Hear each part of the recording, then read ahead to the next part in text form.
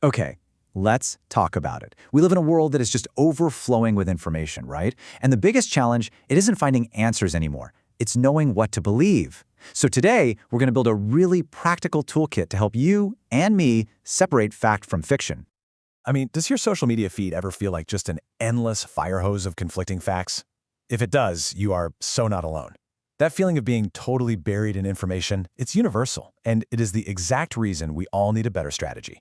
And look, let's be super clear here. This isn't just some vague feeling. Information overload is a real, daily challenge for all of us. But, and this is the good news, there is a clear way to cut right through all that noise. So when we're facing this daily flood of articles, posts, and data, how do we actually find the truth in all of it? How do we find that signal in the noise?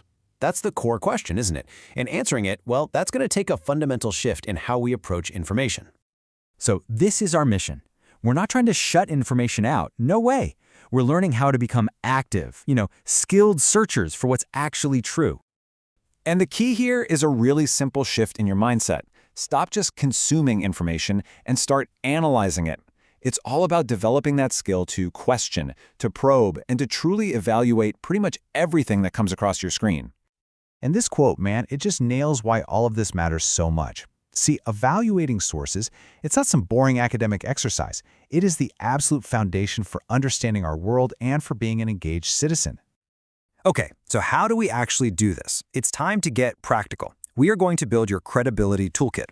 Think of it as a simple checklist you can use for literally any piece of information that comes your way. And you know what? It all boils down to 5 simple but super powerful checks.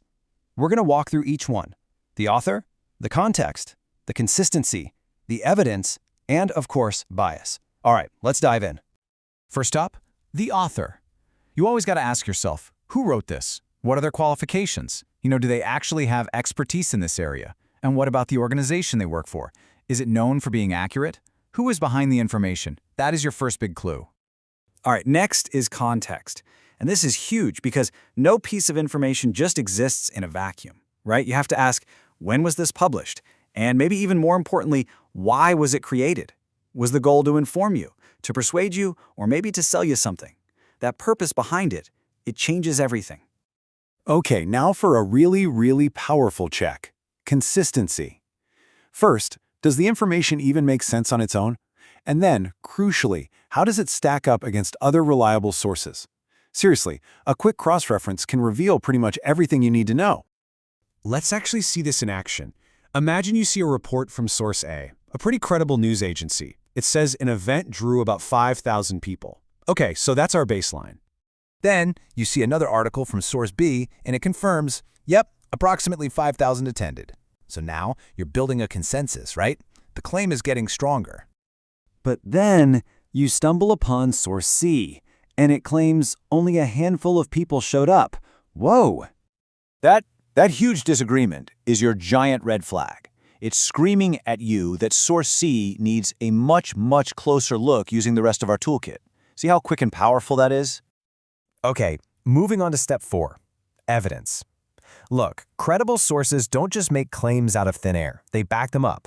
So you need to look for stuff like data, quotes from experts, or facts you can actually verify. Ask yourself, is their argument logical? And does the evidence they present actually support the conclusion they're drawing? And that brings us to our final tool. And honestly, this one can be the trickiest: identifying bias. This is all about looking for that hidden thumb on the scale, that hidden perspective that might be coloring the information you're getting. So what exactly is bias? Well, just think of it as a perspective that leans in one direction, one that prevents a totally impartial, neutral view.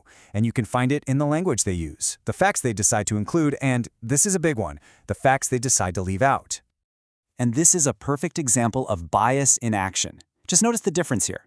On one side, you have this emotional, totally loaded statement, using words like disastrous and ruin. On the other, you have a neutral, factual one. See, one is designed to make you feel something, to provoke a reaction. The other is designed to inform. Spotting that difference, that is such a crucial skill. Okay, so we've got our 5 tools, we're all set. But before we wrap up, let's just take a step back and connect this to the bigger picture. Why is all this so ridiculously critical? Well, this quote right here gets straight to the heart of it. Our ability to make sense of any complex issue. I'm talking everything from local politics to global events. It all comes down to how well we can find and use credible sources. And really, that's the ultimate takeaway here. Getting good at checking your sources isn't just about winning an argument on the internet. It's about being an informed, engaged, and responsible citizen who can make sound decisions for yourself and for your community. So there you have it, a 5-point checklist to help you navigate this crazy information age with a lot more confidence. The toolkit is yours now. The only question left is, what's the first thing you're going to investigate?